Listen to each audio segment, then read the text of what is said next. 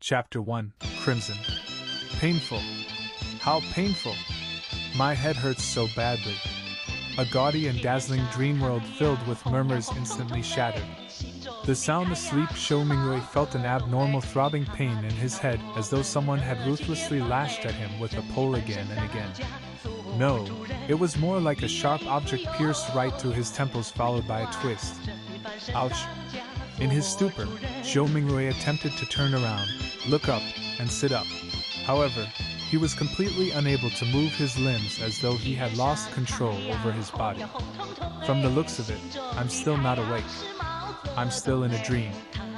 Who knows, perhaps the next scene will be of me thinking I'm already awake, but in fact, I'm actually still sleeping.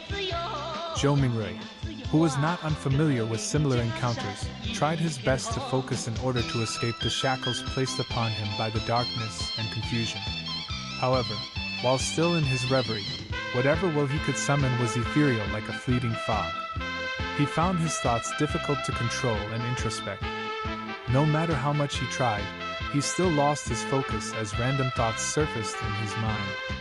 Why would I suddenly have such an excruciating headache in the middle of the night? And it's really painful. Could it be something like a cerebral hemorrhage? F***K, don't tell me I'm going to die young? I need to wake up. Now. Why doesn't it seem to hurt as much as before? But why does it still feel like a blunt knife is slicing through my brains? From the looks of it, sleep is impossible. How am I to show up for work tomorrow? Why am I still thinking about work? This is some authentic headache. Of course I have to take time off. I don't have to worry about my manager's grumblings. Hey, putting it that way, it doesn't seem too bad. Hee, I can end up getting some spare time for myself. Throbbing pain inundated Zhou Mingrui, allowing him to slowly accumulate immaterial strength until he was finally able to move his back and open his eyes. He finally broke free from his reverie. His vision first blurred before it was screened by a faint crimson red. All he could see was a study desk made of burly wood in front of him. Right in the middle was an open notebook with coarse, yellow pages. The title was eye-catchingly written with strange, deep black lettering. To the left of the notebook was a stack of neatly arranged books, numbering about 8. The wall on their right was inset with grayish-white pipes with wall lamps connected to them. The lamp had a classical Western style to it. It was about half the size of an adult's head with an inner layer of transparent glass and an exterior grid with black metal. Diagonally beneath the lamp was a black ink bottle shrouded in a pale red glow. Its embossed surface formed a blurry angel pattern.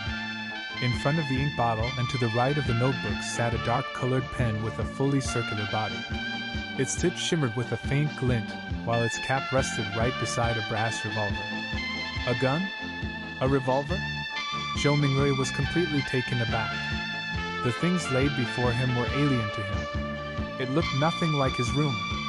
While feeling shocked and confused, he discovered that the desk, notebook, ink bottle, and revolver were covered in a layer of crimson veil, a result of the light shining from the window.